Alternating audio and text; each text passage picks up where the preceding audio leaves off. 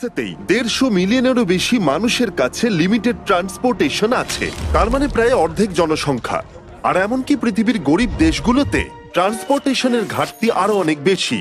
1 বছর আগে যখন আমরা কেনিয়াতে শুদ্ধ পানীয় জলের ঘাটতির কথা জানতে পারি, তখন আমরা ওয়াটার ডেলিভারি যারা করে তাদেরকে অনেক বাইকস দিয়েছি, কারণ তারা প্রতিদিন 10 মাইলেরও বেশি ভারী সাইকেল নিয়ে যাতায়াত করে মাত্র $7 করে রোজগার করবার জন্য।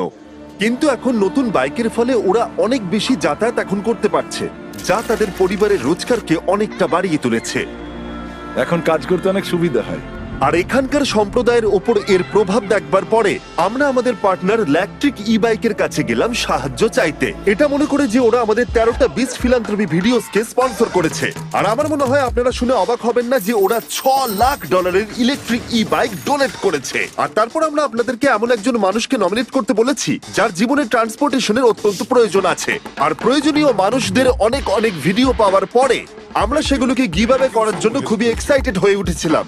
ওই বাইকটা আমার লাইফ চেঞ্জ করে দিতে পারে। এটা পেলে আমার আর আমার হাজবেন্ডের খুব সাহায্য হবে। আমরা এই বিশাল গিভঅ্যাওয়েটা শুরু করব নর্থ ক্যারোলিনা থেকে, যেখানে ড্যারেন প্রথম বাইক গিভঅ্যাওয়ে করবে 600টা বাইকের মধ্যে।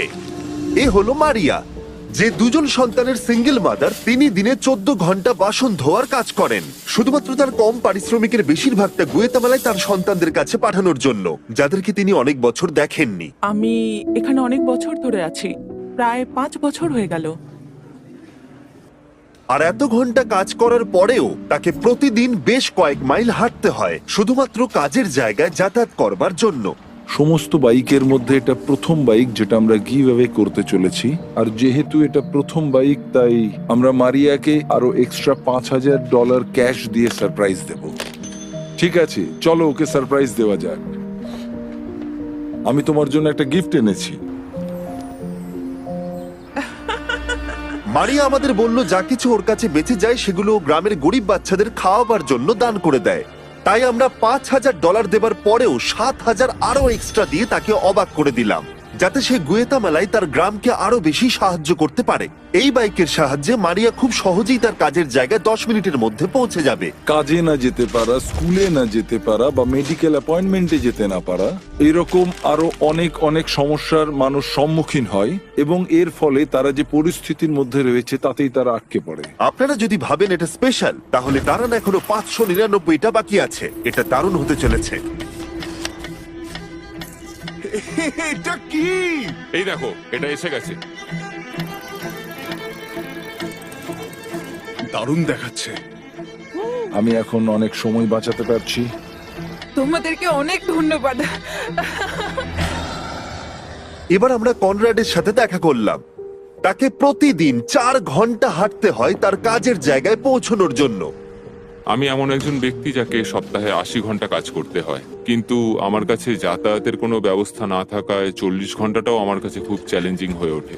আমি একদিন আমার নিজের ব্যবসার মালিক হতে চাই, আর যাতায়াতটা যদি আমার ক্ষেত্রে আরেকটু সুবিধার হতো, তাহলে আমি আমার লক্ষ্যে খুব সহজেই পৌঁছতে পারতাম।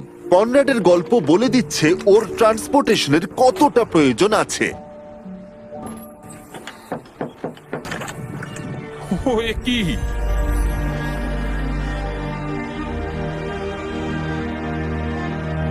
এই বাইকটা এখন থেকে প্রতিদিন কনরাডের 3 ঘন্টা সময় বাঁচিয়ে দেবে।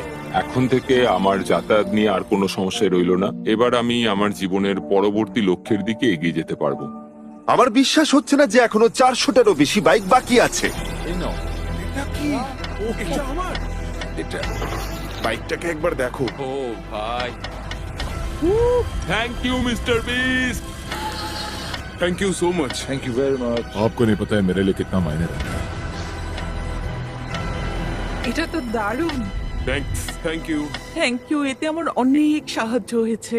তারপর আমরা অ্যামান্ডা আর সুসানের সাথে দেখা করলাম। এনারা ইন্টারফেথ রিফিউজি সেন্টারের হয়ে কাজ করেন, যারা তাদের জীবন উৎসর্গ করেছে 1000-এরও বেশি রিফিউজিকে সাহায্য করবার জন্য, আর তাদের স্বাভাবিক জীবনযাপনের জন্য অনেক কিছু দান করেছেন। ওরা তাদের সংস্কৃতি, ভাষা, এমনকি পরিবারকেও ছেড়ে দিয়েছে।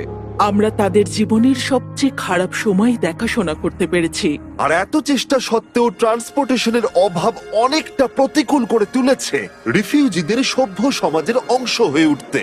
ওদের কোথাও যাওয়ার জন্য ভলেন্টিয়ার আর কর্মচারীদের উপর নির্ভরশীল হয়ে থাকতে হয়। একটা ভালো ট্রান্সপোর্টেশন অনেক রিফিউজির জীবন বদলে দিতে পারে। তাই আমরা 10টা ইলেকট্রিক ই বাইক রিফিউজি সেন্টারে ডোনেট করার সিদ্ধান্ত নিলাম।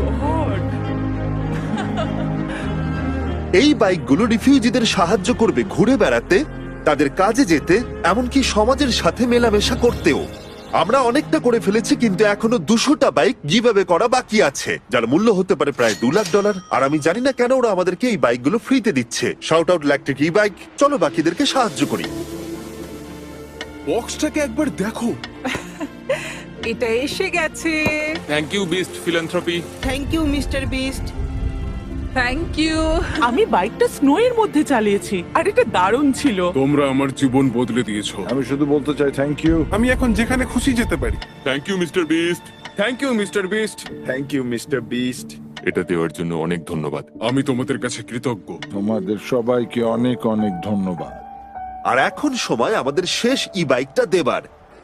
এ হলো রেজনাল্ড। ইনি 12 বছরেরও বেশি এই কমিউনিটি সেন্টারে আছেন আর মানুষদেরকে সাহায্য করছেন। আমি আমার মেয়েদের আর আমার নাতি নাতনিদের কাছ থেকে অনুপ্রেরণা পাই। আপনি ভালো কিছু করলে আপনি তার ভালো ফলই পাবেন। আর যদিও তিনি চারপাশের মানুষদের উপরে তার ভালো কাজের প্রভাব বিস্তার করছেন, তবু তাকে প্রতিদিন কাজে যাওয়ার জন্য 1 ঘন্টা হেঁটে বাস স্টপে পৌঁছতে হয়। আমি যদি এটার বদলে ট্রান্সপোর্টেশনের অন্য ব্যবস্থা পেতাম তাহলে সেটা খুবই ভালো হতো। আমি আরো তাড়াতাড়ি বিভিন্ন কাজগুলো করতে পারতাম, আর আমি বাচ্চাদের সাথেও আরো বেশি সময় কাটাতে পারতাম। একটা ভালো ট্রান্সপোর্টেশন পেলে রেজনাল্ড তার পরিবারের সাথে বেশি সময় কাটাতে পারবে। ওয়াও! অনেক অনেক ধন্যবাদ, অনেক অনেক ধন্যবাদ। ইলেকট্রিক ই বাইকের এই অসামান্য ডোনেশনের ফলে আমরা সুযোগ পেয়েছি মানুষকে সেই অপরচুনিটি দেওয়ার, যাতে তারা তাদের যাতায়াত ব্যবস্থাকে আরো মসৃণ করে তুলতে পারে। ইলেকট্রিক ই বাইক প্রতিবারের মতো এবারেও এগিয়ে এসেছে। যদি ওরা কিছু চায় না, শুধু মানুষদেরকে সাহায্য করতে ওরা আমাদের সাহায্য করে। আর এই ভিডিওতে ওরা আমাদের $6 লাখ বাইক দিয়েছে। আর আপনারা যদি ভাবেন সত্যিই কোনো ব্র্যান্ড মানুষদের সাহায্য করার কথা ভাবে কিনা, তাহলে আপনারা ইলেকট্রিক ই বাইক